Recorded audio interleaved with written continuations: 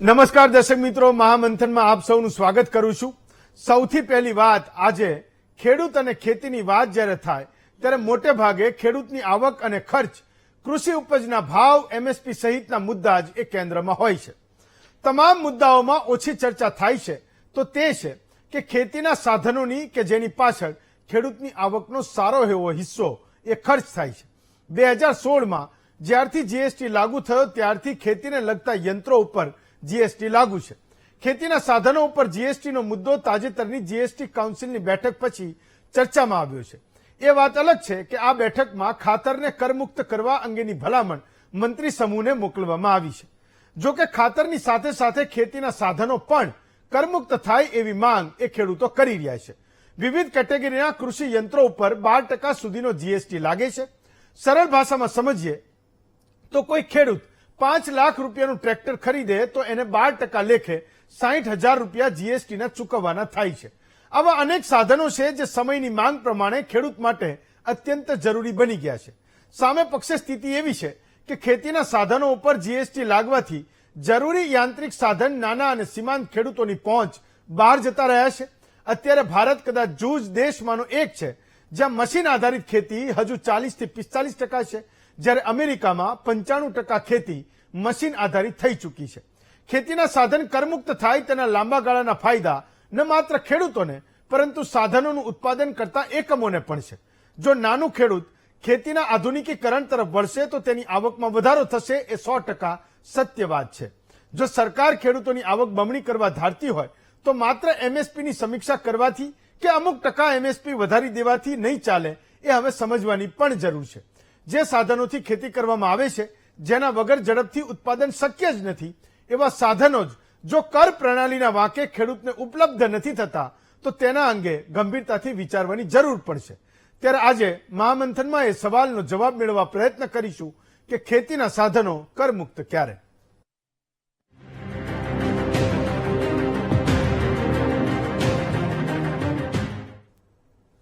તો 8 મહિના પછી જીએસટી કાઉન્સિલની બેઠક મળી। કાઉન્સિલે એવું ઠેરવ્યું કે લાંબા સમયથી ખેડૂતોની માંગ હતી એ ખાતર પર 5% જીએસટી નાબૂદ કરવો।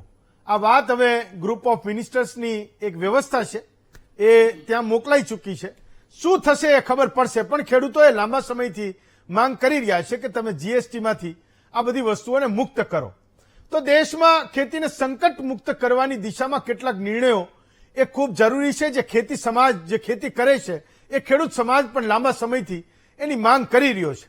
ખેતી અને ખેડૂતને લઈને સરકારના દ્રષ્ટિકોણમાં એક જબરજસ્ત વિરોધાભાસ છે જે મને ને તમને દેખાય છે। ખેડૂતોની આવક ડબલ કરવાના સરકારના પ્રયત્નોને દાવાઓ તો છે, એ કરે છે કે ખેડૂતોની આવક અમે ડબલ કરીશું અથવા તો એના માટેના સંનિષ્ઠ પ્રયાસો એ થઈ રહ્યા છે, સરકારો એ દાવો કરે છે, પણ વાસ્તવિકતા શું છે એ હું માનું છું કે અત્યારે જાણવાની અને જોવાની જરૂર છે। મુદ્દો એ છે કે એક બાજુ ટ્રેક્ટર, તમે રોટોવેટર ગણો, કલ્ટિવેટર ગણો કે હાર્વેસ્ટર જેવા એટલાય બધા સાધનો છે, એ ખરીદવા માટે સરકાર એ સબસિડી આપે છે। ખેડૂતો દર વર્ષે એની લાઈનોમાં ઉભા રહે છે, એના એ ફોર્મ ભરે છે, લાઈનોમાં ઉભા રહે છે, એટલે કે ઓનલાઈન હોય તો પણ એ રાહ જોવે છે કે મારો વારો એ ક્યારે આવશે। ક્યારેક કોઈ સરકારી પ્રક્રિયામાં અટવાયું પણ હોય તો એને એ ચિંતા થાય છે કે મારે એ સરકાર પાસેથી 60,000, 65,000, 75,000 લેવાના છે, એ ક્યારે આવશે। ઓલરેડી એ ભરી તો ચૂક્યો છે અને ડીલરને એ પૈસા આપી દીધા છે।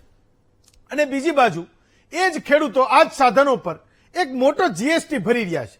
જ્યારે સરકાર ખુદ આ સાધનો પર સબસિડી આપે છે તો મોટા પ્રમાણમાં જીએસટી કેમ વસૂલી રહી છે, એ સવાલ ઘણા બધા વર્ષોથી એ ખેડૂતો એ સરકારોને પણ પૂછી રહી છે। એ ખબર છે આપણને બધાને કે ખેડૂતોનો કોઈ એવો મોટો અવાજ નથી, એક સંગઠિત અવાજ નથી, અને એના કારણે પણ જે નીતિ નિર્ધારકો છે એના સુધી આ તમામ વાતો એ પહોંચતી નથી। માનો કે ટમેટાના ભાવ એ જબરજસ્ત વધે, શહેરોમાંથી એક મોટું આંદોલન શરૂ થાય, લોકો એનો વિરોધ કરવાનો શરૂ કરે, અને જેવા ભાવ વધે સરકારો અહીંયા એ શહેરોમાં એ મંડી ખોલી દે છે કે ભાઈ 150 રૂપિયે ટમેટા મળે છે ને અમે દિલ્હીની ઓખલા મંડીમાં અમે ટમેટા 50 રૂપિયાના ભાવે વેચીશું। તો સરકારો એક્શનમાં આવે છે, પણ ખેડૂતોના ખૂબ લાંબા ગાળાના પ્રશ્નો જેના પર એ અધિકારીઓ એસીની ચેમ્બરમાં બેઠા બેઠા એ નિર્ણયો લે છે, એ સવાલો, એ માંગો, એ ખેડૂતોની જરૂરિયાતો એ અધિકારીઓ સુધી એ પહોંચતી નથી, કાં તો એ દર્દ છે એ એના દિલમાં છે નહીં. તો ખેડૂતોનો એ અનુભવ છે કે સરકાર જે સબસિડી આપે છે એના કરતા બજારમાં એ વસ્તુ સસ્તી મળે છે. કારણ કે ડીલર એ માન્યતા પ્રાપ્ત થવા માટે સરકારી અધિકારીઓને પૈસા આપે છે, રાધર એને આપવા પડે છે, નો આપે થાય નહીં. એટલે અધિકારીને આપવાના જીએસટી અને ભાવ વધારો આ બધું તમે જો એક ભેગું ગણો તો હું માનું છું કે સબસિડીનો મુદ્દો ક્યાંય રહેતો જ નથી. ખેડૂતને એ વગર સબસિડી એનું એટલું જ પડે છે. ખેડૂત ગમે તે ખરીદી લાવે. આ તો એક ઘણા બધા સમયથી આપણા ગુજરાતમાં પણ એ ખેડૂતો કહી રહ્યા છે કે બિલ એ સરકારમાં મૂકે, પછી સરકાર ભલે એને વર્ષે સબસિડી આપે, એ સરકાર કરી શકે છે. તમે એક વેઇટિંગ લિસ્ટ બનાવો. આ વર્ષે 2000 ખેડૂતોને કોઈ વસ્તુની સબસિડી આપી અથવા આપવાની છે, તમે આપી દીધી. તમે કહો છો કોટા પૂરો થઈ ગયો, કઈ વાંધો નહીં. વેઇટિંગ લિસ્ટમાં એ બીજા 3000 રહ્યા, તો આવતા વર્ષે જયારે સરકાર એ ધારે છે કે એને સબસિડી આપવી છે તો એ 2001 થી શરૂઆત કરે. નવું લિસ્ટ ના બનાવે, નવી હરાજી ના કરે. હરાજી જ નહીં કહીએ પણ એ શું કહીશું, ઓક્શન, નવું ઓક્શન ના કરે. અને પારદર્શક રીતે ચલાવવાની એ જરૂર છે. હમણાં થોડા સમય પહેલા પાણીના ટાંકા માટે આઈ પોર્ટલ ખુલ્યું, તો ખુલતા હોય તો 10 વાગે ખુલવાનું તો બધું હેંગ થઈ ગયું. હવે તમે વિચાર કરો, જે એટલે હું તો અમદાવાદની આજુબાજુના વિસ્તારને કહું છું, જે ઇન્ટરનેટ કનેક્ટિવિટી જબરજસ્ત છે, તો એ ખેડૂતો પણ રાહ જોઈને કંટાળ્યા, ફોન કર્યા કે ભાઈ કરો અમને કોઈને કા આજ 1 દિવસ માટે ખુલવાનું હતું, 2 દિવસ માટે ખુલવાનું હતું કે 10 દિવસ માટે ખુલવાનું હતું. જેવું ખુલ્યું એ ભેગું એ હેંગ થઈ ગયું. તો સરકાર કેવી રીતે સુનિશ્ચિત કરશે કે આટલા લોકોને એને સબસિડી આપી? તો ખેડૂતને ખબર પડે કે મારો વારો આવવાનો છે ક્યારે. જો તમે એ વ્યવસ્થાને પારદર્શક બનાવો તો ખેડૂતને વસ્તુ તમે લેવા દો. કલ્ટિવેટરમાં 50% સબસિડી નથી જોઈતી, એને નથી જોઈતી. કોઈ પણ કંપનીનું ખરીદે, તમે એને ખરીદવા દો. એને નજીક પડતું હોય તો રિપેરિંગ માટે એને દૂર ના જવું પડે. બીજા પણ એના ઘણા બધા ફાયદા છે, જેથી થોડા ઘણા પૈસા મળશે, ભરશે એ ડીલરને, તો એને પૈસા એ સામે એની વસ્તુ આપી દેશે, એટલે જલ્દી મળી જાય. ભલે 10,000 સબસિડી આપે પણ બધાને આપે કે જ્યાંથી એને લીધું સરકારમાં બિલ મૂક્યું, મારે એમાં કલ્ટિવેટરમાં કે હાર્વેસ્ટરમાં મારે 10,000 સબસિડી આપવાની, 20,000 આપવાની, બધાને આપવાની. વારો આવશે, આજે નહીં આવે તો ક્યારે આવશે? વર્ષ પછી આવશે. નહીં આવે તો બીજા વર્ષે આવશે, પણ એને એટલી ખબર તો છે કે આવવાનું છે. આ હરાજીમાં એ હંમેશા એ ઓક્શનમાં એ તમે જયારે ડ્રો કરો છો, ડ્રોમાં તો એને એ શંકા જાય છે કે કોનો વારો આવ્યો અને કોનો ન આવ્યો. જે જેન્યુન છે, જેને પોતાની જરૂરિયાત છે, જે ખરેખર સબસિડીને લાયક છે, એનો વારો આવશે કે નહીં આવે એ ખબર નથી. મોટાભાગે એ પ્રશ્નો એ ખેડૂતોના મનમાં છે. આજે થાય છે એવું કે અમદાવાદના સાણંદના ખેડૂતને રોટોવેટર લેવા એ સાવરકુંડલા જસદણ જવું પડે, કાં તો ત્યાં માન્યતા પ્રાપ્ત વાળા ડીલરો છે કે ભાઈ સરકારમાં એનો એક સિક્કો વાગેલો છે, જસદણનો આ ડીલર છે, એની પાસેથી તમારે લેવાનું. બાવળામાં માનો કે કોઈ સારી બ્રાન્ડનું કોઈ રોટોવેટર બનાવતો પણ હોય તો સરકારમાં માન્ય ના હોય. એટલે માન્ય એટલે ના કરાયું હોય કે એને સરકારી અધિકારી પાસેથી 10-10 લાખ રૂપિયા જે માંગતા હોય એને ના દેવા હોય, નથી દેતા. ઘણા બધા લોકો એવી એક સ્વાભિમાનથી કે હું જે વસ્તુ બનાવું છું એ ખેડૂતની સૌથી વધારે જરૂરિયાતવાળી વસ્તુ છે, સૌથી વધારે એને એ ખેતીમાં કામ આવે એવી વસ્તુ છે, તો હું એ પ્રયત્ન નહીં કરું કે હું કોઈ અધિકારીને પૈસા આપું ને હું કરાવું કે ભાઈ આ સરકાર માન્ય, હું ડીલર છું, હું તમને એ વેચીશ. નથી કરતા, ઘણા બધા લોકો નથી કરતા. પરિણામ એ થાય કે આજથી એને 150, 200, 300 કિલોમીટર જે સરકાર માન્ય જે વસ્તુ વેચતો એને ત્યાં એને વસ્તુ લેવા જવી પડે. બીજી એક વાત એ છે, મેં આ એક વાત ખેડૂતોના એક નેતાને, અગ્રણીને રાધર પૂછી હતી, તો કે સરકાર છે ને એમ કે ખેડૂતોના પૈસાની ચિંતા કરે, એટલે એમ કે એને ભલે એ બાવળાનો ખેડૂતો જસદણ એને રોટોવેટર એ લેવા જવું પડે, ગારિયાધાર લેવું પડે, પણ સરકાર શું કરવા એ ખેડૂતોના પૈસાની ચિંતા કરે છે. ખેડૂતો જે સૌથી મોટો એન્જિનિયર છે, એને જે વસ્તુ ખરીદવાની છે એમાં પૈસા રોકવાના છે, તો ખેડૂતને બરાબર ખબર છે કે બાવળામાં મળે છે સારું છે અને જસદણમાં જે મળે છે સરકારી પદ્ધતિથી બનેલું છે. કારણ કે ખેડૂત એ વસ્તુ ખરીદતા પહેલા, એટલે આપણે ઘણા બધા એના અનુભવમાં એ જોયું છે, એ આજુબાજુ વાળાને પણ એ 10 સવાલ પૂછશે. એ 10 એવા સગાવાલા શોધી કાઢશે જેણે ત્યાંથી કોઈ વસ્તુ લીધી હશે કે કઈ સારી છે. તો સગાનું માનો કે એને તો પણ એ ડાઉટ જશે કે આમાં મને જે જવાબ આપ્યો ફલાણા ભાઈએ ફલાણી કંપનીનું રોટોવેટર વાપરે છે એમાં નથી મજા આવતી, તો એ સગાએ જે વાપર્યું છે એ લઈ આવશે પણ ખરો, એનું ટ્રાયલ લેશે. ટ્રાયલ લીધા પછી એ નક્કી કરશે કે એની ખેતીમાં એને કયું સાધન એ કામમાં આવે એવું છે. તો જ્યારે ખેડૂત કોઈ પણ વસ્તુ એ ખેતીની લે છે તો સ્વાભાવિક છે કે હું કહું છું કે એનાથી મોટો કોઈ એન્જિનિયર નથી, તો એનાથી વધારે તો કોઈને નહીં ખબર પડે કે એની ખેતીમાં કયું સાધન એ ચાલે એવું છે. એટલે એ તો એનો એક પણ રૂપિયો એ ખોટો નહીં વાપરે, ખોટા ડીલરને નહીં આપે, ખોટા સાધનો બનાવનારા વ્યક્તિ પાસે એ એક પણ રૂપિયો નહીં ખર્ચે, એને ખબર છે કે એને જરૂર એ શું છે. તો સવાલ એ છે કે જ્યારે કોઈ બનાવનારો એ સરકારી વ્યવસ્થામાં પૈસા આપે છે તો સબસિડી વાળો જે લોટ છે એ જુદો બને છે, એટલે એની ગુણવત્તા છે એ હલકી હોય, સ્વાભાવિક છે. ખેડૂત પણ સબસિડી મળે છે એટલે એને ત્યાં લેવા જાય છે, જશે, સીધી વાત છે. પણ જ્યારે એ ખેતીમાં એ સાધનને લાવે છે ત્યારે એને ખબર પડે છે કે આની ગુણવત્તા એ હલકી છે. જે પેલો બનાવનારો માણસ છે ને, સબસિડી વાળો જે લોટ છે ને, એ અલગ રાખતો હોય છે. ઘણી બધી જગ્યાએ એ આપણને દેખાય છે. કોઈક ખેડૂતના એ અનુભવોને પણ તમે સાંભળો તો ખબર પડશે કે એને ત્યાં જ્યારે એ વસ્તુ લેવા જશે ત્યારે પેલો કહે છે કે આ સબસિડી વાળી વસ્તુ છે ને, સબસિડી વગરની છે. હું કેટલાક ઉદાહરણ આપું છું કે કેવી રીતે જીએસટી અને સબસિડીના આટાપાટામાં એ સામાન્ય ખેડૂત એ અટવાયેલો છે. ટપક માટે એ સરકાર ખૂબ મોટી સબસિડી આપે છે, પણ ખેડૂતો એ ફરિયાદ કરે છે કે 70% સબસિડી સિવાયના એ 30%માં બજારમાં એ જ વસ્તુ, એ જ ક્વોલિટીની, એ જ ભાવે મળે છે. કારણ કે એમાં જીએસટી, ડીલરના પૈસા જોડે, એની લગાવવાની વસ્તુઓ ગણે, ઘણી બધી માથાકૂટો છે જેના પૈસા એ જોડાતા હોય. જ્યારે સબસિડી વાળી વસ્તુ એ તમે લેવા જાઓ છો તો માથાકૂટ એ છે કે સબસિડીની લાઈનમાં એ ખેડૂતને ઉભો રાખવો જ શેના માટે? એની એ જ વસ્તુ છે, જો ભાવ એને એના એ જ પડે છે, એની એ જ ક્વોલિટી છે, તો ખેડૂતને શેના માટે એ સબસિડીની લાઈનમાં ઉભું રહેવું પડે? અને એના માટે આ ગુજરાતનો ખેડૂત ઘણા સમયથી એ માંગ કરી રહ્યો છે કે જીએસટીમાં તમે નાની નાની વસ્તુઓને જે ઉમેરી છે, જે હાથથી કામ કરવાના ઓજારો છે એમાં તો નથી, પણ જ્યાં મશીનો આવે છે ત્યાં 5%, 12%, 18% જીએસટી લાગે છે. જેમ ટ્રેક્ટરનો મુદ્દો એ સૌથી વધારે આપણા ગુજરાતમાં ચાલે છે. આપણે તો હવે ટ્રેક્ટર માટે ડ્રો પણ કરે છે. એવું કહે છે કે સરકાર એટલી બધી સબસિડીની રકમ લઈને બેઠી છે કે ગુજરાતનો કોઈ પણ ખેડૂત ટ્રેક્ટર ખરીદે તેને ખાલી હાથે પાછું ના જવું પડે. પણ છતાંય એ જ્યારે ટ્રેક્ટર લેનારો ખેડૂત છે, વર્ષે, 1.5 વર્ષે, 2 વર્ષે એની ફરિયાદો ક્યાંક ઉઠે છે, ઉપર સુધી પહોંચતી હોય કે નહીં એ ખબર નથી. પણ આજે આપણે એ વાત કરવાની છે, એ ખેડૂતોનો સવાલ એ સરકાર સુધી પહોંચાડવાનો છે કે આખરે તમે ખેતીના સાધનને કરમુક્ત કરશો ક્યારે? આપણી સાથે 4 વક્તાઓ છે.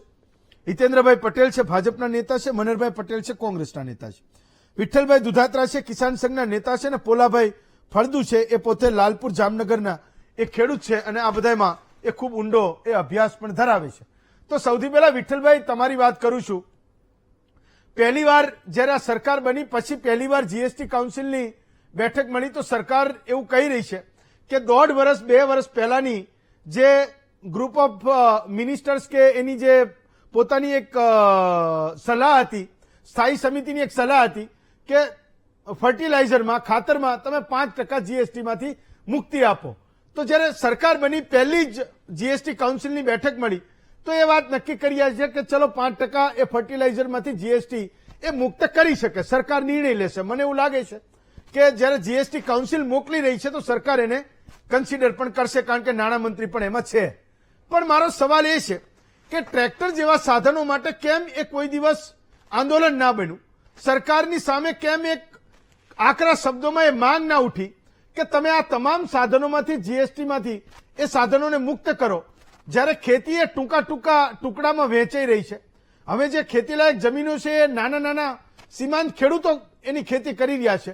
તો યાંત્રિકીકરણ કરવું એ આ દેશની સૌથી મોટી જરૂરિયાત છે અને એવા સમયે ખેતી માટે વપરાતું સાધન એ જીએસટી મુક્ત હોવું જોઈએ. વિઠ્ઠલભાઈ.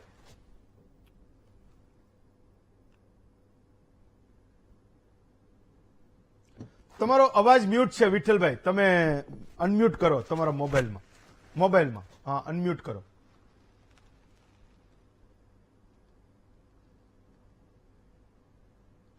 નથી આવતો અવાજ. તમે મ્યુટ છે, તમે જે પેલું માઇકનું બટન છે એ દબાવો. નહીં, ફોનમાં.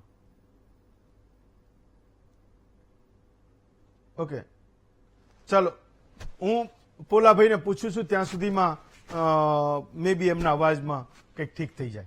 તો પોલાભાઈ, એ સવાલ મારો હતો કે ખેડૂતોને ટ્રેક્ટરમાં જીએસટી આપવી પડે છે, એના સિવાય એના સાધનોમાં પહેલા તો 28% જીએસટી હતી, એ ઘટતા 12% સુધી એ આવી છે. ગુજરાતનો ખેડૂત સરકાર પાસે શું માંગ કરે છે, ખાસ તો ટ્રેક્ટર અને ખેતીના જે સાધનો વપરાય છે એના માટે? પોલાભાઈ.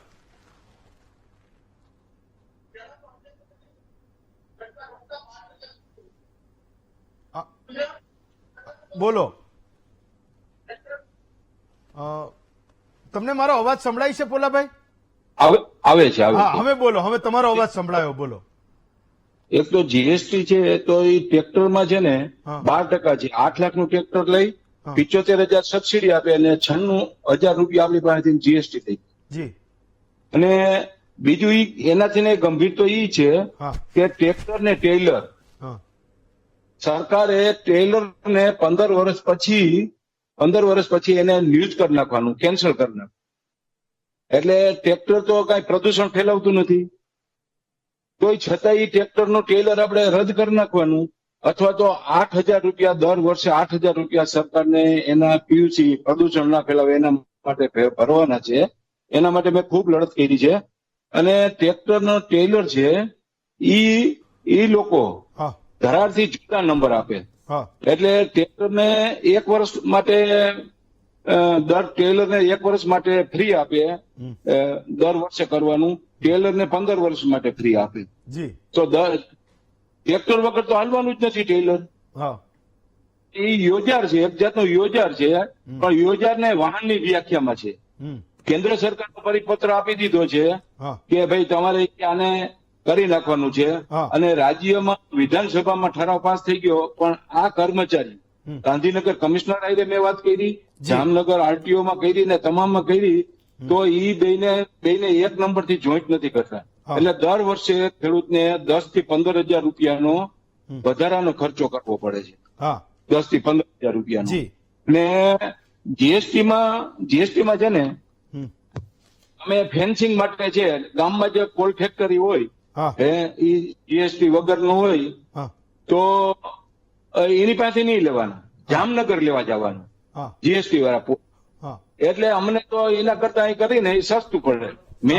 મારે 2 હેક્ટરમાં મેં 2,000 આંબા વાવ્યા છે. હા. મારે બીજ ગોઠવી હતી તો એ કે 40% સબસિડી મળશે. હા. એટલે લાઈનના જે ભાવ હતા એ ભાવ મેં પૂછ્યા એજન્ટને, તો એને પર મીટર જે કીધા હતા ને એના 40% લેસ હું રાજકોટમાંથી લઈ આવ્યો ને ફિટ કરી દીધી. મારે સબસિડી જોતી જ નથી.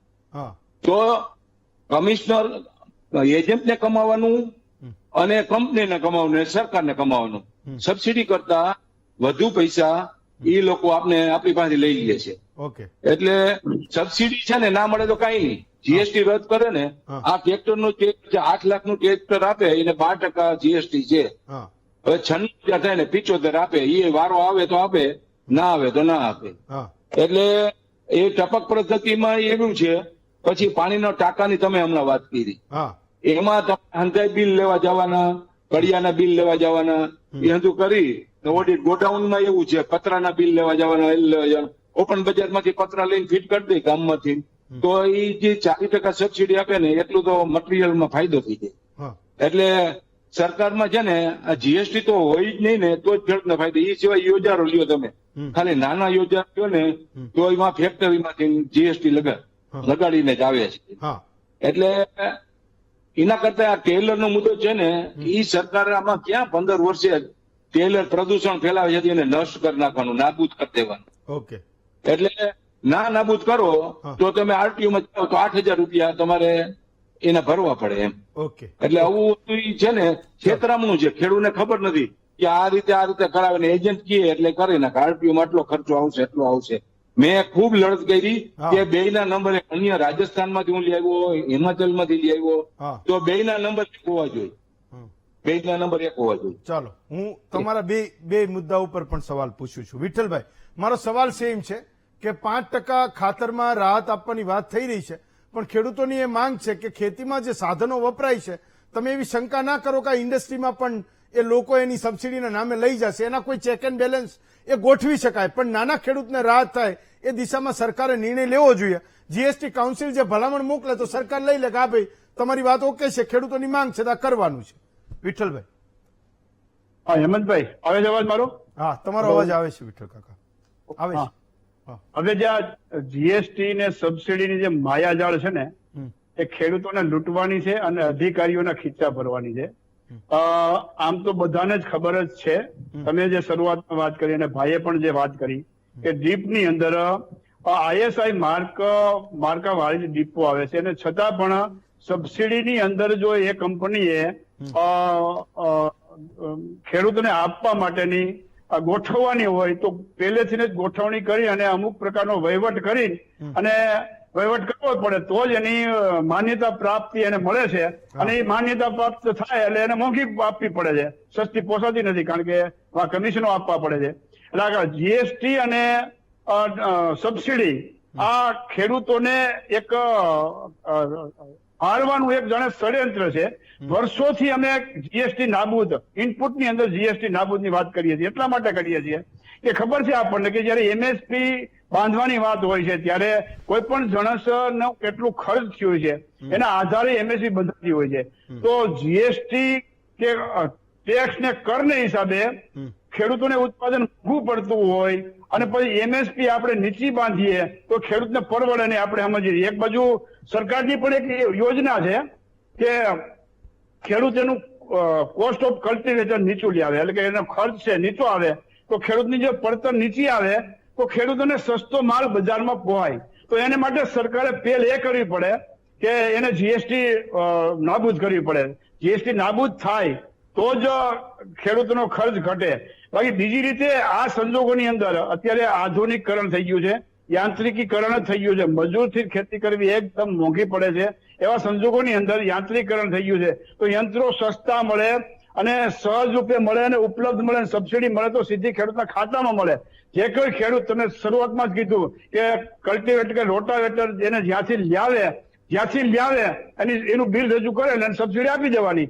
પછી ઓલી જ કંપનીનું કે વાંસ તમારે સાવરકુંડલાથી લેવા જવાનું, તો સાવરકુંડલા તમે નિશ્ચિત કર્યું છે કે સાવરકુંડલાનું બિલ આવે એટલે ત્યાં એના ઉત્પાદક આજે તમે સેટિંગ કરી લીધું છે. એનો મતલબ સીધો થાય એમ છે. આમાં કોઈ હાવ અભણ ને અજ્ઞાન માણસ હોય એ સમજી શકે એમ છે ભાઈ કે સાણંદના ખેડૂતને શા માટે સાવરકુંડલા રોટાવેટર લેવા જવું પડે. એના ગામમાં રોટાવેટર મળે જ છે, સારું મળે છે. અને ખેડૂત જયારે કોઈ પણ માલ લે છે ત્યારે ચકાસીને જ લેતો હોય છે કે ગમે એવો હલકો માલ ન લેતો હોય છે. પણ આ એક શું કહેવાય વીસ ચક્રની અંદર આ ખેડૂત ફસાયેલો છે. અને એમાં એક બાજુ આપણને ખબર છે કે સામાન્ય રીતે આપણે માની, તમે દાખલો દીધો ટમેટાનો, કે કોઈ પણ જણસ મોંઘી થઈ જાય છે તો મોટા આંદોલન થઈ જાય છે. પણ એ જયારે સસ્તી થઈ જાય છે તો એની ધારે કોઈ નથી આવતું. તો એનું જો સ્વાભાવિક રીતે જો એનું ખર્ચ ઘટેલું હોય ખર્ચ, એનું ઉત્પાદન ખર્ચ ઘટેલું હોય તો એને બહુ ખોટ ન જાય. એક તો એને ફેંકી દેવું પડે છે. એવા સંજોગોની અંદર જીએસટી પણ એને ભર્યો હોય છે. જે માલને ફેંકી દે છે એ માલના ઉત્પાદનમાં એને સરકારને ટેક્સ ભર્યો હોય છે. અને એક બાજુ એમ કહેવાય છે કે ખેડૂત ટેક્સ નથી ભરતો. ખેડૂત દરેક વસ્તુમાં ટેક્સ ભરે, એના ઉત્પાદનમાં ટેક્સ છે, એના ઇનપુટમાં ટેક્સ છે. આવા મોટા ટેક્સો ભરી ખેડૂત ઉત્પાદન કરે છે અને છેલ્લે પાણીના ભાવે મૂલ્ય વેચી દેવું પડે છે. આ સંજોગોમાંના એક દયનીય સ્થિતિ ખેડૂતોની થઈ રહી છે. હું તો એમ કહું છું એને માટે જીએસટી કાઉન્સિલની બેઠક મળી અને એક સારો પ્રસ્તાવ મૂક્યો છે. આપણે એવું માની એક આશા બંધાણી છે કે આમાં જીએસટી ની અંદર માત્ર ખાતરમાં નહીં, હરેક ઇનપુટ્સની અંદર જીએસટી નાબૂદ થાય તો બહુ ખરેખર પહેલ કર્યા જેવી વસ્તુ છે. અને ખેડૂતોને જે આવક ડબલ કરવાની વાત છે અત્યારે સ્વાભાવિક રીતે હેમંતભાઈ એવું છે કે જયારે એમએસપી વધે છે તો 5-7% કે 8% વધે છે. તો 5-7% કે 8% તો ખેડૂતની આવક વધતી નથી, તો મોંઘવારી જ એને ખાઈ જાય છે. 5-10% તો મોંઘવારી વધે છે. તો આ મોંઘવારીને હિસાબે જયારે આવક ખેડૂતની વધતી હોય છે તો ખર્ચમાં વહી જતી હોય છે. એની આવકનો 1 રૂપિયો પણ વધતો નથી. એની આવક તો જ વધે કે જયારે જીએસટી ખર્ચ નીચો આવે અને એને એમએસપી ના એ પ્રમાણે ભાવ મળે. ખર્ચ વધતું જાય છે અને એમએસપી ઘટતી જાય છે. એમ કહીએ કે બીજા શબ્દમાં કહીએ એમએસપી વધતી નથી, ઘટતી જાય એમએસપી. તો આ સંજોગોની અંદર ડબલ આવકની તો સપનામાં ખ્યાલ જ એક સપનું છે. એ સપનું ક્યારેક ખેડૂતનું પૂરું નહીં થાય મને એવું લાગે છે. મનહરભાઈ, તો મને તો આ જીએસટી કાઉન્સિલની બેઠક મળી તો હું તો એ વાતોને શોધતો હતો કે કઈ મુદ્દા એના એજન્ડામાં હતા. તો એ ખબર પડી કે સ્પ્રિંકલર જે આપણે ત્યાં નાના બગીચાથી માંડીને મોટી જગ્યાએ જ્યાં કામમાં લાગે છે તો કે 28% એનું 12% જીએસટી કરશે. હું એ સમજવાનો પ્રયત્ન કરતો હતો કે કેમ અત્યાર સુધી એના 28% હતા. તો એ ખબર પડી કે એ પ્રકારના સ્પ્રિંકલર, માનો કે આગ બુઝાવવાની હોય કોઈ જગ્યાએ ઇન્ડસ્ટ્રીમાં, તો ત્યાં પણ એનો ઉપયોગ થાય છે. તો એક મુદ્દો એ આવ્યો કે સરકાર મોટે ભાગે એટલે શંકાઓ કરતી હોય છે કે જે વસ્તુઓ ખેતીમાં વપરાય છે એ જ વસ્તુ ઇન્ડસ્ટ્રીમાં વપરાય છે, એટલે એના કારણે ઇન્ડસ્ટ્રીના કારણે 28-28% એ જીએસટી લાગે છે. પણ આ બે વસ્તુ મને મળી કે એક તો સ્પ્રિંકલર ઉપર એ ઘટાડી રહ્યા છે પૈસા, અને બીજું આ ખાતર ઉપર. ગુજરાતનો ખેડૂત ક્યારેય માંગ નહીં કરે કે ભાઈ આવું કરો, તમને એ જવાબદારી સોંપી છે, તમે લોકો એ માંગ કરો કે આટલી વસ્તુ છે, 12% છે એના બદલે 5% અને 5% હોય તે તમે એનો એ હિસાબ કરો ને એને 0-0 કરો. હું એવું સમજુ ગુજરાતનો ખેડૂત નહીં માંગે, નહીં કે કદાચ આજ વિઠ્ઠલ કાકાને કહેશે, હું કહીશ એમને પણ કે એમની જે જૂની માંગ છે, એક લિસ્ટ છે, એ ફરી પાછું મોકલાવે ક્યાંક ને ક્યાંક. ના અહીંયા પહોંચે તો હિતેન્દ્રભાઈ પાસે પહોંચશે, એ ક્યાંક ઉપર મોકલશે. હેમંતભાઈ, કૃષિ મિત કૃષસ્વ અમારા ગુજરાત એગ્રીકલ્ચર યુનિવર્સિટીનું એક સંસ્કૃતનું સ્લોગન છે.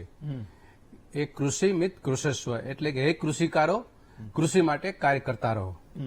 એટલે અમે અને દુધાત્રાભાઈ અને ભાઈ જે બીજા જામનગરથી બેઠા આવ્યા એ ભાઈ બધા લોકો અમે કૃષિનું કામ કરતા રહીએ છીએ. અહીં ઘડીક પૂરતું આપણે બહુ સ્વસ્થ થઈએ કે અમે વિપક્ષની ભૂમિકામાં નથી, અત્યારે માત્ર ખેડૂતના દીકરા તરીકે અને ખેતીના એક વૈજ્ઞાનિક તરીકે વાત કરું છું. ગુજરાતમાં થી નરેન્દ્રભાઈ દિલ્હી ગયા 2014 પછી અને આજ સુધીની અંદર એને 3 કામ કર્યા. આપણે પાયાની વસ્તુ જાઓ કે આ જીએસટી અમલવારી એમને કરી, જે બધા જે પેસ્ટિસાઇડમાં જંતુનાશક દવા હોય કે ખાતર હોય કે બિયારણ હોય કે બિયારણમાં તો નથી પણ ફર્ટિલાઇઝર હોય કે સાધનો હોય કે ટ્રેક્ટર હોય એ હતા જ નહીં. એટલે પછી આપણે શું કરીએ છીએ અત્યારે, હવે એને ઘટાડવાના પ્રયત્નમાં 2% ઘટશે ને એને વિજય માની લઈશું. પણ ભારતીય જનતા પાર્ટી સરકારે પહેલું કામ એને એ કર્યું, એને સબસિડી ઘટાડી. નંબર 2, એને ગુજરાત દેશના ખેડૂતો ઉપર જીએસટી નાખ્યો ઇનપુટ્સ ઉપર. અને નંબર 3, એને જે રીતે ટેકાના ભાવ ઉપર જે ખરીદી થતી હતી એ ખરીદી બાબતે એ સ્પષ્ટ કરી અને જે ભાવ મળતા નહોતા એ મળવાની ગણતરી છે ટેકાના ભાવનો મુદ્દો મૂક્યો. વાસ્તવિકતા એ છે, તમને કહું 2023-24 અને 24-25 ની અંદર ફર્ટિલાઇઝરમાં 22,000 સબસિડી માઇનસ કરી. અત્યારે ધીરે ધીરે સબસિડી માઇનસ થઈ. એવી રીતે યુરિયામાં 7,000 કરોડ રૂપિયા માઇનસ કરી. એવી રીતે એગ્રીકલ્ચર ઇરિગેશનની અંદર જે વાત કરી ભાઈએ એમાં 300 કરોડ રૂપિયા માઇનસ કરી. એટલે સબસિડી માઇનસ થાય છે, ટેકાના ભાવ મળતા નથી, જીએસટી નાખવામાં આવશે. 10 વર્ષના સરવાળામાં તમે એટલી વસ્તુ હેમંતભાઈ સમજો કે ખેડૂતોને જે રીતે પાકના ઉત્પાદન ખર્ચનો વધારો થયો છે એ એટલો ખર્ચ જો બંધ કરી દે તો આ લોકોને કોઈ સબસિડી જોતી નથી. આ વાસ્તવિકતા છે. હવે બીજી વાત, તમે કેશુભાઈને આપણે કેમ યાદ નથી કરતા? આમાં ભારતીય જનતા પાર્ટીના 90% લોકો અત્યારે સત્તામાં બેઠા છે, એ કેશુભાઈના ચરણ પાદુકાને સ્પર્શ કરી સરકાર ચલાવે છે. તો આજે એની ધર્મ નથી બનતો કે કેશુભાઈને યાદ કરીને કેશુભાઈના શું વિચારો હતા, કેશુભાઈ શું ગામડા માટે વિચારતા હતા, શું ગોકુળિયું ગામ વિચારતા હતા, એવું કેશુભાઈને કેમ યાદ નથી કરતા? એનો ફોટો કેમ યાદ નથી કોઈને આવતો?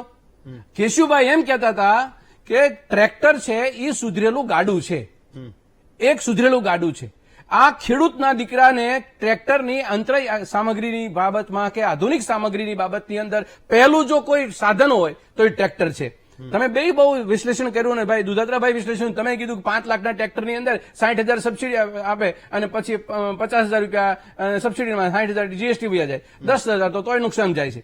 આ વાસ્તવિકતા બધાને ખબર છે. એમાં હિતેન્દ્રભાઈને ખબર છે ને કૃષિ મંત્રી રાઘુજીભાઈને ખબર છે, કારણ કે રાઘુજીભાઈની બગલમાં બેઠેલા એ માણસે વાત કરી રહ્યા છે. તો તમે વિચાર કરો સાહેબ, હવે આમાં કોઈ સમજણ નથી આપવાની. આમાં ઈરાદાની ખામી છે કે ખેડૂતોને તમારે ઉગારવો છે.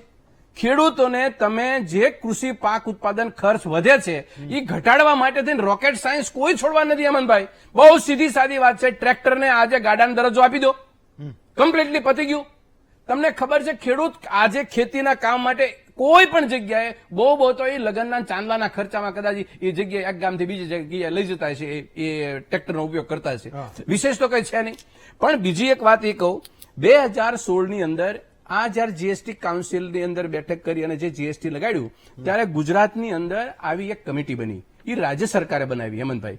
અને આ રાજ્ય સરકારે બનાવી પછી ગુજરાતના કૃષિના ઇનપુટ્સ માટે કરમુક્ત કરવા માટે કૃષિ નિષ્ણાંતોની ભલામણ વ્યવસ્થિત રીતે આણંદ ખાતે મળી. આ મળી 16/6/2018 ના રોજ.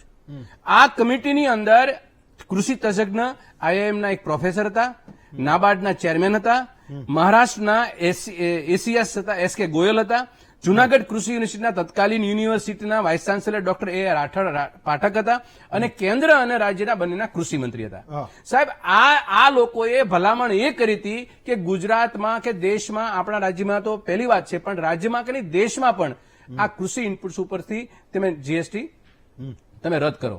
બીજી એને 5 બાબતો મૂકી હતી હેમંતભાઈ જી કે ઉત્પાદન ખર્ચ વધે એના માટે ચિંતા કરો અને ગુણવત્તાસભર ઉત્પાદન આવે એની ચર્ચા કરો. જી. નંબર 2, પાક સંગ્રહ, ગ્રેડિંગ, સોર્ટિંગ અને પેકિંગ એના માટેની માળખાગત સુવિધા ઉભી કરો. મૂલ્યવર્ધક પાક માટે જે કંઈ માળખાગત સુવિધા ઉભી કરવાની થાય એ ઉભી કરો અને બજાર વ્યવસ્થા કરો, નિકાસ માટેની વાત કરો અને પરિવહન ખર્ચ ઘટે એની પ્રચાર કરો. આટલી ભલામણો સાહેબ આ લોકોએ કરી છે 2016માં. હવે 2016માં ભલામણ કરી છે. હવે તમે પછી પણ તમે અવડા મોટા તમે 18% પેસ્ટિસાઇડની અંદર ડ્રીપ ઇરિગેશન ને 12.5%, ટ્રેક્ટર સાધનોમાં 12%, એગ્રીકલ્ચર ઇક્વિપમેન્ટમાં 12% અને ફર્ટિલાઇઝરમાં તમે 5%. હવે ફર્ટિલાઇઝરમાં તમે 5% ઓછું કરીને તમારે પાછા ઢોલ ટિપ્પણ શરૂ કરી દેવાના કે સરકારે ઘટાડી નાખ્યું, સરકારે ઘટાડી નાખ્યું, વાહ ભાઈ વાહ ખેડૂત ફાવી ગયા. પણ સાહેબ આ બધાના પ્રણેતા કોણ છે? આ કોને એવું સપનું આવ્યું હતું ખેડૂતને બરબાદ કરવાનું? એ ગોત્ર કોણ? ખેડૂતોનો દુશ્મન કોણ છે આ દેશમાં? જે ખેડૂતોના દુશ્મનો છે એને આ ઉભી કરેલી બાબત છે અને એને તમે મૂળમાં પકડો કે આ ભારતીય જનતા પાર્ટી છે કે જે ભારતીય જનતા પાર્ટીએ ખેડૂતોને બરબાદ કરવા માટે જીએસટી નાખ્યા છે. તો આ જગ્યાએ ખેતી ખર્ચ વધે છે. બહુ સીધી સાદી વાત છે. જીએસટી નાખ્યા એટલે ખેતી ખર્ચ વધ્યા છે. એટલા માટે ચર્ચા કરે છે. દુધાત્રાભાઈ ને બંને ખેડૂતોને હું ધન્યવાદ આપીશ કે એ લોકો એની વિચારને વાતોને ચાલુ રાખે છે. પણ મુદ્દો એ છે કે આજે કોઈ પણ સાધન ખરીદો તો તમારા જીએસટી ની અંદર એમ્પેલનમાં જે હોય એ લોકોનું તમારે ખરીદવી પડે છે, જાય છે. કૃષિ મંત્રી જાણે છે, કૃષિના નિષ્ણાંતો જાણે છે, ખેડૂત જાણે છે. તો પછી અટક્યું ક્યાં હેમંતભાઈ? અટક્યું ત્યાં છે કે નિર્ણય કોઈ લેવો નથી અને ખેડૂતને પીચાવા દેવો છે. જીએસટી ભોગવો અને ખેડૂતને ખેતી બરબાદ કરો. એટલે પછી આપણે ત્યાંથી વાત શરૂ કરી કે આપણે 2016માં એવું બોલી ગયા હતા કે ખેડૂતોની આવક બમણી થાય એના માટે પ્રયત્ન કરવા પડે અને પછી એના માટે સ્લોગન આપ્યું, ખેડૂત મારો આત્મા અને ખેડૂત મારો અન્નદાતા. આ બધી સુખ્યાણી વાતો અહીંયા આગળ એનો ફટાકડો ફૂટી જાય છે કે જો તમારે દલવાઈ કમિટી કહે છે રિપોર્ટ, દલવાઈ કમિટીનો રિપોર્ટ એમ કહે છે કે 10.5% કરતા કૃષિ દર વૃદ્ધિ દર જો ઓછો હોય તો ક્યારેય તે ખેડૂતોની આવક બમણી ન થઈ શકે. આજે અડધી નથી તો તમે કયા આધારે તમે હવામાં ગોળીબાર કરો છો કે ખેડૂતોની આવક બમણી થઈ જશે, ખેડૂતોની આવક બમણી થઈ જશે? ખેડૂતોની આવક બમણી કરવા માટે વાસ્તવિકતા ન સાયન્ટિફિકલી તમે કોઈ આધાર પુરાવા મૂકી શકો છો? નથી જમીન સ્થળ ઉપર દેખાતું કે ખેડૂતોની આવક બમણી કેમ થશે એની વાત મૂકી શકતા અને ટેક્સ ઉપર ટેક્સ વધારે રાખો છો. એટલે મારું કહેવાનું હેમંતભાઈ છે, તમારા ખેતીના સાધન કરમુક્ત ક્યારે? ખેતીના સાધન કરમુક્ત ત્યારે કે જ્યારે ગુજરાતની અંદર જે ખેતીના નિષ્ણાંતો સરકારમાં બેઠા છે એની વાતો જે ભલામણ થયેલી છે એ કૃષિ મંત્રી અને મુખ્યમંત્રી છે નક્કી કરે કે આપણે ખેડૂતોને ગુજરાતમાં કોઈ પણ પ્રકારના ટેક્સ વેરો દેવા નથી દેવાના. આટલું મક્કમ કરી નાખે એટલે એના ઘરે જઈને હું નાળિયેર ઉધેરવા આવું. ઓકે હિતેન્દ્રભાઈ, તો એક મુદ્દો એ પણ છે કે ખેડૂતો તો દબાતા પગલે માંગ કરતા રહેશે કે તમે જીએસટીમાંથી એ ખેતીના સાધનોને મુક્ત કરો જે નાનો અને સીમાંત ખેડૂત એ પોતાના ઉપયોગ માટે લાવે છે. પણ સવાલ એ છે કે માનો કે કોઈક એક વસ્તુનો નિર્ણય લે, એ જીએસટી કાઉન્સિલમાં દરેક રાજ્યના નાણાં મંત્રીઓ છે એ વાત સાચી છે, પણ શું કોઈ કૃષિના એવા નિષ્ણાતો કે એની કોઈ સમિતિ જે બાકીના બધા દેશોમાં એ લોકોએ કંઈક લાગુ કર્યું છે કે ભાઈ ખેતીની વાત છે તો બાકી બધા વિષય એક બાજુ છે, ખેતીનો વિષય છે તો એને આ જ સમિતિ સાંભળશે જ્યાં નિષ્ણાતો પણ બેઠા છે, એને ખેતીની ખબર પણ હોય, એને ખેતીનું દર્દ પણ હોય, એ ખેડૂતની મુશ્કેલીની એને ખબર પણ હોય. તો એ વર્ષે દર વર્ષે એને આજ માનો કે 2016માં લાગુ થયું, આજે 8 વર્ષે આપણે એવું કહી રહ્યા છીએ કે તમે એને એ કર મુક્ત કરો, તમે જીએસટી મુક્ત કરો, પણ પહેલા તો નહોતી જીએસટી. આજ 8 વર્ષે આણે કીધું એમ કે 5%માંથી 3% કર્યા કે 2% કર્યા, મુક્ત કર્યા, તો આપણે એમ કહીશું કે આ જોરદાર વાત છે. પણ આ 10 વર્ષ ગયા એ ખેડૂતના, એનું શું? એ જવાબ કોણ દેશે? હેમંતભાઈ, જે ખેડૂત આગેવાનોએ વાત કરી છે કે કૃષિમાં ઇનપુટ્સ કોસ્ટ સસ્તી થાય, વ્યાજબી થાય એના માટે જીએસટીમાં રાહત આપવી જોઈએ અથવા નાબૂદ કરવી જોઈએ. ટ્રેક્ટરની ફળદુભાઈએ ટ્રેક્ટરની, ટેલરની વાત કરી, મને વિઠ્ઠલભાઈએ પણ ઘણી બાબતો સબસિડી છે ને એ સરકારની ચવાઈ ના જવી જોઈએ. પ્રત્યક્ષ રૂપમાં જેટલી સબસિડી આપવાનો પ્રયત્ન કરીએ એ મળે એવી સિસ્ટમ ગોઠવાય એવી એમની માગણી હતી. તમામ વાતો મેં નોંધ પણ કરી છે. અમારી નિયમિત વખતો વખત મળતી બેઠકમાં અમે પણ આ રજૂઆત, કારણ કે વિઠ્ઠલભાઈ પણ અમારા સાથી છે અને સાથે પણ અમે કેટલાક પત્રો લખેલા છે રજૂઆતો પણ કરતા હોઈએ છીએ. કેટલુંક એમાં સુધારો પણ થયો છે અને આ જીએસટી કાઉન્સિલમાં ત્રીજી ટર્મમાં જે નક્કી થયું એ પ્રમાણે રજૂઆતો પણ થઈ છે. અમને આશા છે કે એમાં 28 થી આપણે 12% સુધી આવ્યા છે. એમાં પણ ઘટાડો થશે અને ખાતરમાં પણ નાબૂદ થાય એવા સંજોગો છે. આપણે આશા રાખીએ કે જે આ બધી બાબતો છે એમાં અપેક્ષિત પરિણામ આવે અને અમે પણ આ ખેડૂતોને પડતી મુશ્કેલીમાં એને વધારેમાં વધારે રાહત મળે એવો પ્રયાસ કરશું. કુલ મળીને 2-3 બાબતો જે એમાં હતી એ અમે પણ એમાં રજૂઆત કરી જ છે અને સરકારે પણ એમાં રાજ્ય સરકારે પણ મોકલ્યું છે. હેમંતભાઈ, કેટલીક બાબતો એવી છે, દાખલા તરીકે ગુજરાત સરકાર, દાખલા તરીકે રાજ્ય સરકારની વાત કરીએ તો જેટલી સબસિડી આપે છે એમાં 3 આઇટમ એવી છે જેમાં ફાર્મ મિકેનાઇઝેશન, ડ્રીપ ઇરિગેશન અને ખાતર, આ ત્રણ બાબતમાં આપણે જીએસટી કપાય છે. જીએસટીની બાબતમાં જો જીએસટી અને એના પહેલા અગાઉ વેટ, તો આપણે જોઈએ છે કે જીએસટી રાજ્ય સરકારની આવક કેટલી બધી થઈ. આવક થઈ પણ એનો મતલબ એવું નથી થયો કે એ ટકાવારી વધારી અથવા ટેક્સ વધારીને આવક થઈ છે. 2.5 લાખ કરોડ રૂપિયા આવક દેશની થાય, ગુજરાતમાં પણ એ પ્રમાણે 20,000-22,000 કરોડ આવક થાય અને તેમ છતાં 2014 પહેલા બધા ટેક્સો મળાઈએ તો 51-52% ટેક્સ થતો હતો, એના બદલે અત્યારે 29 થી 30% ટેક્સ થાય છે જીએસટી, અને તેમ છતાં રાજ્યની આવક ડબલ થઈ. એટલે કેટલાક લોકો જે ચોરી કરતા હતા અને એ આ આખી વ્યવસ્થા ગોઠવવાથી એમાં રાજ્યના બજેટમાં એટલા બધા પૈસા વધી શક્યા જે આપણે પાછા પ્રજાના કામોમાં વાપરી શકીએ છીએ. કેટલીક બાબતો તમે પણ સ્વીકારી કે ક્યાંક એકને એક વસ્તુ ડબલ લોકો વાપરતા હોય. ત્રીજી બાબત એવી છે કે આ ફાર્મ મિકેનાઇઝેશન અને ડ્રીપ ઇરિગેશન, આ બંનેમાં આખા દેશમાં સૌથી વધારે કામ થયું હોય તો ગુજરાતમાં થયું. આખા દેશના સરેરાશ તમામ રાજ્યોમાં એની પોપ્યુલેશનના પ્રમાણમાં ગુજરાતની જે સાઇઝ છે એને સાપેક્ષમાં રાખીએ તો 100 કરોડથી વધારે રકમ એ ફાર્મ મિકેનાઇઝેશનમાં વપરાતી નથી. ગુજરાતની સરકારનું ચાલુ વર્ષનું બજેટ 650 કરોડ છે. એટલે સૌથી મોટી આપણે વપરાશ એમાં છે. બીજો ડ્રીપ ઇરિગેશન, તો રાજ્યની દેશની સરેરાશ 60% છે, ગુજરાતમાં 24% ડ્રીપ ઇરિગેશન થયું છે. એટલે આ બંને મુદ્દાઓ ઉપર જીએસટી લાગે છે પણ એ બંને મુદ્દાઓ ઉપર કામ ગુજરાત સરકારે જ કર્યું છે. આખા દેશમાં સૌથી વધારે કામ. બીજું, મનહરભાઈ ખૂબ સરસ વાત કરતા હતા કે ભાઈ આ કોઈ રોકેટ સાયન્સ નથી. એમ ખેડૂતોને મુશ્કેલી પડે એ ઘટાડવું હોય તો રોકેટ સાયન્સ નથી. એટલે જેટલું નથી થયું એ એમણે વાત કરી, પણ હું જે રોકેટ સાયન્સની વાત કરું છું એ કરું છું કે 1700 થી 1800 કરોડ રૂપિયા જેટલી રકમ એ ગુજરાત સરકાર વ્યાજ સહાય તરીકે આપે છે, જેનું સ્વપ્નું પણ કોંગ્રેસને નહોતું આવ્યું. ધિરાણ તો નહોતા જ આપતા. 10-15 હજારનું ધિરાણ લેવું હોય તો 4 જણની ભલામણ કરવી પડતી હતી અને 18% વ્યાજ થતું હતું. આપણે 3 લાખ સુધીનું ધિરાણ 0% વ્યાજે આપીએ છીએ. એના માટે કેન્દ્ર સરકાર 3% સહાય આપે છે. બધા રાજ્યોમાં 4% મળે છે, 4% ગુજરાત સરકાર ભોગવે છે. એના માટે થઈને 1800 કરોડ એને ભોગવવા પડે છે. 12,000 કરોડ રૂપિયા જેટલી આપત્તિ સહાયની જે સ્કીમ છે એમાં પાછલા વર્ષોમાં સરકારે સહાય આપી. 13,000 કરોડ રૂપિયા જેટલી વીજળીની સહાય છે. 2000ની સાલથી અત્યાર સુધી વીજળીના દરો વધાર્યા સિવાય 2400 હોર્સ પાવરના ઝરકે નક્કી કર્યા છે, જે આપણે 665 લઈએ છીએ અને 3.5 કે 4 રૂપિયાની વીજળી આપણે 60 પૈસે ખેડૂતોને આપીએ છીએ અને એના પેઠે 13,000 કરોડ રૂપિયા જેટલી રકમ સરકાર ખેડૂતો વતીથી, આ રોકેટ સાયન્સની વાત કરું છું, કે સરકાર ખેડૂતો વતીથી એ ચૂકવે છે જીઈબીને. 650 કરોડ રૂપિયાનું ફાર્મ મિકેનાઇઝેશન થાય છે, જે કોઈ પણ રાજ્યમાં 100 કરોડથી વધારે નથી. અને 2000ની સાલમાં જે રોકેટ સાયન્સની વાત કરતા ને મનહરભાઈ, ત્યારે 4 કરોડ હતી. 1995માં કોંગ્રેસની સરકાર 4 કરોડ આપતા હતા. અને જે જીએસટીની વાત કરીએ છીએ આપતા જ નતા. ટ્રેક્ટર, કલ્ટિવેટર, રોટાવેટર, સીડ ડ્રીલર કે આ બધું કશું આપતા જ નહોતા. આપણે આપ્યું 650 કરોડનું આપ્યું. એમાં જીએસટી કેટલો લાગે ખબર છે? 75 કરોડ. એટલે 650 કરોડ રૂપિયા રાહત આપીએ છીએ, એમાં 75 કરોડ જીએસટી લાગે. બીજું, કિસાન સન્માન નિધિના દર વર્ષે 3 હપ્તાના 3,000 કરોડ રૂપિયા ગુજરાતમાં આવે. 3,000 કરોડ રૂપિયા ડાયરેક્ટ ખેડૂતના ખાતામાં આવે. 17 હપ્તામાં ગુજરાતને 17,000 કરોડ રૂપિયા મળ્યા. દર વર્ષે 3 હપ્તા આવે એટલે 3,000 કરોડ રૂપિયા રોકડા આવે છે. 65 કરોડ રૂપિયા એ ખાતર ઉપરનો ટેક્સ છે. 17,000 કરોડ રૂપિયા ખાતરમાં આપણે આપીએ એના 5% લેખે 65 કરોડ રૂપિયા ટેક્સ થાય છે.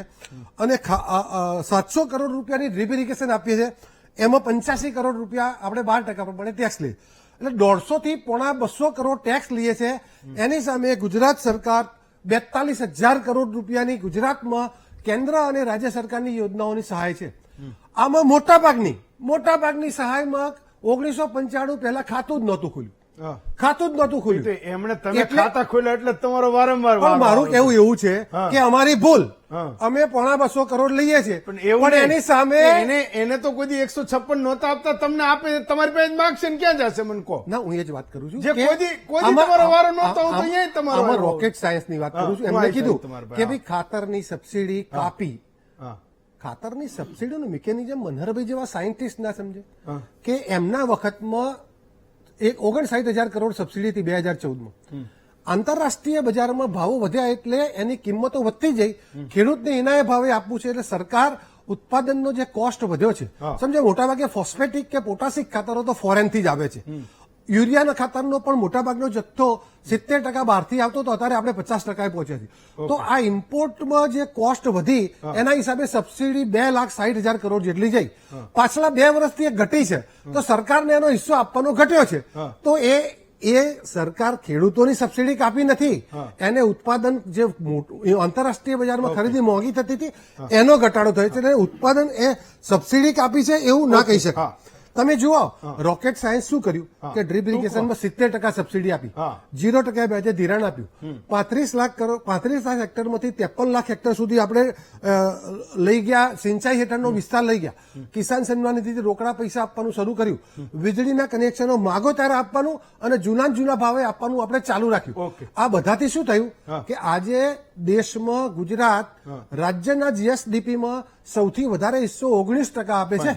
કોઈ પણ રાજ્ય 11 થી 13% થી વધારે કોઈ રાજ્યનો કૃષિનો જીએસડીપીમાં હિસ્સો નથી. આ એકમાત્ર ગુજરાત છે જેનો જીએસડીપીમાં 19% હિસ્સો છે. અને ગુજરાતનું કૃષિ ઉત્પાદન જે વધ્યું છે ને, આ સરકારને ડિફેન્ડ કરવાનો હિતેન્દ્રભાઈ સૌથી મોટો એવોર્ડ છે ને તમને મળવો જોઈએ. આ દર વખતે તમે સિંચાઈના 35 લાખના આંકડા લાવો, 0%. ભાઈ એ તો તમે આપો છો તે ખેડૂતને ખબર જ છે ને. એટલે તમે મનહરભાઈની હોય કે તમે દર વખતે મનહરભાઈની જવાબદારી એ છે ઉભા રહો છો. કે જે અમે નથી કર્યું, હા. કોંગ્રેસે નથી કર્યું, ભાજપે ચાલો, કર્યું, ઓકે. અને એમાં જે ઉણપ રહી ગઈ છે કહેવાની એમની ચાલો, જવાબદારી છે. કેટલાક- પણ એમને કશું જ નતું કર્યું ને અમે ચાલો. આટલું કર્યું કહેવાની મારી ચાલો, જવાબદારી. કેટલાક દર્શકોને પણ લઈએ. મનરભાઈ, હું એક વાત લઈ લઉં? હા, માનસીભાઈ માળિયા હાટીના છે, 2 લઈ લઈએ, દેન આફ્ટર આવું એક બ્રેક પણ લેવો પડશે. માનસીભાઈ, ફટાફટ તમારો મુદ્દો મૂકો. આ વિષયને જ લગતો મૂકજો. બોલો માનસીભાઈ. હા, મારો પ્રશ્ન હિતેન્દ્રભાઈને છે. બોલો મારો પ્રશ્ન હિતેન્દ્રભાઈને છે બોલો. કે આજે મુખ્યમંત્રી સ્ટ્રક્ચર યોજનાના જે મંજૂર કરવામાં આવ્યા છે, હા. તો એની અંદર એ લોકોએ નવેમ્બર સુધીનો સમયગાળો આપ્યો છે, 150 દિવસની અંદર બાંધકામ કરી લેવાનું. ઓકે. તો સાહેબ અત્યારે ચોમાસું સારું છે, અમારા અહીંયા વાવણી થઈ ગઈ છે, તો ખેતરની અંદર પેલા તો પથ્થર ક્યાંથી લઈ આવવા અને બાંધકામ કેવી રીતે તમારો કરવું? મુદ્દો ખૂબ વેલિડ છે. કઈ સ્કીમ છે? અત્યારે આ પેલા ગોડાઉન ની વાત કરો છો ને? હા, ગોડાઉનની હા, મુખ્યમંત્રી સ્ટ્રક્ચર કંઈક સમથિંગ નામ છે યોજનાનું, મેં પણ વાંચ્યું હતું, પણ એમાં એ ગોડાઉન પણ એમાં જ આવે છે. આ ખૂબ મહત્વનો મુદ્દો છે. કદાચ એ અધિકારીઓને ખબર ના હોય કે અત્યારે ખેડૂતોને કઈ મુશ્કેલી પડતી હોય એને ચણવા માટે, અને એના મિકેનિઝમને ગોઠવે કેવી રીતે. તમારો મુદ્દો ખૂબ મહત્વનો. હિતેન્દ્રભાઈ, તમે પણ એ વાતને પહોંચાડજો. રવુભાઈ છે બોટાદના સરવા ગામથી. રવુભાઈ બોલો. હેમંતભાઈ, જય માતાજી. જય માતાજી. બોલો રવુભાઈ. અરે આ હિતેન્દ્રભાઈ ને કેસી વાત બધી બરોબર છે, અને આ મારે જે ગોડાઉન બધું પાક્યું છું બરાબર, તો એ ચોમાસામાં એનું કામ કરવાનું આવે ને તો રસ્તા જ નતો હાલે. મારે 2 કર્યું એ ફેલ થયું કામ. ઓકે, એ લખી લીધું છે. ચલો, એ જ વાત છે જે પહેલા હતી. ચલો એક બ્રેક લઈએ. બ્રેક પછી પાછા આવીએ તો આ ચર્ચાને શરૂ રાખીશું. પણ અમે એવું પૂછ્યું હતું કે સાધનો કરમુક્ત થાય તો ખેડૂત અને ખેતીની સમૃદ્ધિ વધે, એ દિશામાં એક પગલું એ ગણાશે. 89% લોકો જે મહામંથન જોઈ રહ્યા છે, વોટ કરી રહ્યા છે, એ કહી રહ્યા છે કે વાસ્તવમાં સરકારે કરવું જોઈએ. હું માનું છું કે આ 89%નો એક અવાજ પણ બનવો જોઈએ, તો પણ એ દિલ્હી પહોંચશે અને કદાચ એમાં ફેર પણ પડશે. 11% લોકો હજુ પણ એ વાતે સહમત નથી. જે સવાલ પૂછ્યો તો કે ભાઈ કરમુક્ત કરો તો ખેડૂતોની સમૃદ્ધિ વધે કે ન વધે. એક બ્રેક લઈએ, બ્રેક પછી સ્વાગત છે આપનું મહામંથનમાં. હા મનહરભાઈ, તમારે કંઈક જીએસટી નો મુદ્દો મૂકવાનો હતો. નહીં, મને હિતેન્દ્રભાઈ જે વાત કરી ને એને લાભો આપ્યા, ભાજપાએ ખેડૂતોને આ આપ્યું ને અમે 0% લોન આપી ને આ બધું આપ્યું, આ બધા વસ્તુ અમે લગભગ આપણે તો સાંભળતા આવીએ છીએ, તમે તો એનો જવાબ આપ્યો. પણ હિતેન્દ્રભાઈને મારે એક સામાન્ય સવાલ એક ખેડૂતના દીકરા તરીકે છે. આ 10 વર્ષ પહેલા એક ખેડૂતના માથે 26,000 રૂપિયાનું દેવું હતું, એ આજે 56 નું થઈ ગયું અને રોજની આવક 70 રૂપિયા છે. તમે જેટલો કર્યો કામ, જેટલું તમે ખેડૂતોને આપ્યું, જેટલું કર્યું, તમારી સરકારના 2 હાથ બધું બરાબર, પણ તમારે આ ખેડૂતોની હાલત કેમ સુધરતી નથી? અને બીજું, ગુજરાત એગ્રો ઇન્ડસ્ટ્રીઝ કોર્પોરેશન, હિતેન્દ્રભાઈ તમે જાણો છો, કદાચ તમે બોલતા નથી, બધાને ખબર છે, ગુજરાત એગ્રો ઇન્ડસ્ટ્રીઝ એ આખા ગામમાં, આખા ગુજરાતની અંદર એગ્રો સર્વિસ સેન્ટર ચાલતા હતા. ત્યાંથી દાતરડીથી લઈ તમામ સાધનો મળતા હતા, ત્યાંથી ટ્રેક્ટર પણ વેચાતું મળતું હતું, બધી વસ્તુ કરતી હતી. આજે તમે તાળા મારી દીધા. કેનિંગ ફેક્ટરી ચાલતી હતી, કેરીનો રસ આવતો હતો, શીતલ નામની બ્રાન્ડ હતી, 1986 થી પહેલા શરૂ કરેલી બ્રાન્ડ હતી, તમે એનાથી તાળું મારી દીધું. સરકારી એજન્સીઓને એક પછી એક દબોચીને તમે બંધ કરી. ગુજરાત સ્ટેટ એક્સપોર્ટ કોર્પોરેશન તમે અદાણીના હગાને આપી દીધું. તમે વિચાર કરો, તમે આ પ્રમોશનની જીએલડીસી તમે બંધ કરી દીધું. એટલે મારું કહેવાનું એમ છે, ખેડૂતની પરિયુમાં તમારે વાંધો શું છે એ ચોખવટ કરી દો કે ખેડૂતોની સાથે આટલી બધી મસ્કરી કેમ કરો છો? નહીં, એક વાત કરું, આ અત્યારે મારી પાસે આ એક નિષ્ણાંત આપેલો રિપોર્ટ છે. તમે મારું ન માનો, ખેડૂતોનું ન માનો, ગુજરાત સરકારે નિયુક્ત કરેલા નિષ્ણાંતોનો રિપોર્ટ એમ કે છે કે ગુજરાત સરકારે કોઈ પણ પ્રકારના ઇનપુટ ઉપર જીએસટી ના લગાવવું જોઈએ. તમારો રિપોર્ટ પણ તો જીએસટી ઉપર હું તો કહું છું, હિતેન્દ્રભાઈ પર્સનલ પોતાના લેટર ઉપર ગુજરાત એગ્રોને, ગુજરાત સરકારને પત્ર લખીને લખે કે ગુજરાતના ખેડૂતોને કોઈ પણ પ્રકારનો ટેક્સ ન હોવો જોઈએ. અરે અમારા ભાવનગર સ્ટેટ મહારાજા કૃષ્ણકુમારસિંહજી પણ ખેડૂતો માટે કોઈ ટેક્સ નહોતા લેતા. ચલો, નહીં કરો તો હું એને યાદ કરે. Fine. Polabhai, last 30 second. Polabhai પછી જવાબ લઉં. પોલાભાઈ તમારે કઈ કેવું હતું? તમે આંગળી ઊંચી કરતા હતા. અચ્છા, ઓકે, ચલો હિતેન્દ્રભાઈ જવાબ આપો. જે મનહરભાઈ કહેતા હતા કે આ બધું કરતા જે વ્યવસ્થાઓ કરતી હતી એને બંધ કરી દીધી. અમારે વીટીવીના પ્રસિદ્ધ માધ્યમથી જે ખેડૂતો માટે, ગામડા માટે એકદમ વ્યુઅરશિપ જેની સૌથી વધારે લોકપ્રિય માધ્યમ છે, એટલે રાજ્યના ખેડૂતોને જે વાતો છે એમાં નેગેટિવ જેટલી કમી છે એ એની જવાબદારી છે મનહરભાઈ, એટલે કે પણ જે કર્યું છે પણ અમારે કહેવું પડે ને. અને એટલા માટે કે દેશના ખેડૂતોનું દેવું એ 27,000 થી 56,000 નથી થયું. એની લોન વધી છે, એની ક્રેડિટ વધી છે. મેં અગાઉ પણ કીધું કે 18% વ્યાજ, 5% દંડીય વ્યાજ અને 10,000 લેવા માટે સેક્રેટરીના ઘીનું ડબલું આપવું પડે. અથવા 2 આગેવાનોની જામીનગીરી હતી ને એવા દિવસો. હું 25 વર્ષથી ચેરમેન છું મંડળીનો, અને મેં એ દિવસો જોયા છે કે શાકપત્રક મંજૂર કરવા માટે પણ બેંકવાળા જો તમારી મંડળીનું શાકપત્રક 25,000 થી વધારે કોઈની લોન મૂકી હોય તો પાછું કાઢી દેતા હતા. આજે 3 લાખ સુધીનું ધિરાણ મળે છે ને. અને મનહરભાઈ નથી કહેતા, પણ સૌરાષ્ટ્રના 10 જિલ્લાઓમાંથી 25, 30, 40 લાખ રૂપિયા લોન લઈ અને સુરતમાં લોકો રોકાણ કરીને નાનો મોટો ધંધો ઉદ્યોગ કરતા હોય ને એવા દાખલા સૌરાષ્ટ્રના કોઈ પણ આગેવાનને પૂછો છે. એ ખેડૂતના નામે એને 3 લાખ સુધીનું ધિરાણ 0% વ્યાજે અને એનાથી ઉપરનું 7% વ્યાજે મળે છે ને, એ એના પૂરક રોજગારમાં કામમાં આવે છે. ધિરાણ વધ્યું છે, દેવું નથી વધ્યું. હા, કેટલાક ખેડૂતોને મુશ્કેલી છે, એનાથી હું ના નથી પાડતો, પણ ધિરાણના આંકડા સાથે એને એમ કહીએ તો એની ક્રેડિટ વધી છે. અને બાકી તો સ્થિતિ એવી હતી કે 10, 15 કે 25,000 ધિરાણ મંડળી આપે ને, અને બાકીનું શાહુકારો પાસેથી 5%, 7%, 10% લેતા હતા લોકો. એ દાખલા પણ આપણે જોયા છે. મનહરભાઈ પણ આગેવાન છે, તમે પણ ધીર્યા હશે. અને ડબલ બિયારણ માટે ડબલ આપવાનું. 3 મહિના 4 મહિના ઘઉં વાવવાના હોય તો 5 મણ લઈ આવો તો 10 મણ આપવા પડતા હતા. એ મજબૂરી હતી. આજે મજબૂરી નીકળી ગઈ ને અને ધિરાણ 0% વ્યાજે છે ને લોકો લેવા પડે. મારી વાત સાંભળો. મનહરભાઈ માનો કે કોંગ્રેસમાં જઈને એવું કે અમારી સરકારોમાં આમ હતું, તો એ પણ જૂની કેસેટ કહેવાય, એ ન હાલે. તમે એવું કહો કે અમે આટલું કર્યું, તો એ તો વાત બરાબર છે. ભાઈ તમે કર્યું, તમને અત્યાર સુધી જવાબદારી આપી, હજી તમારે જ કરવાનું છે. એ જવાબદારી તમારા ઉપર જ છે. તો નવું જે પ્રશ્નો આવે છે, જવાબ તો તમારે એના જ આપવા પડશે. લોકો એ પૂછશે. બીજો એક મુદ્દો તમે કીધો, એને જે ઉપસ્થિત કર્યો કે ખેડૂતોનું દેવું વધ્યું, તમે કીધું કે ધિરાણ વધ્યું.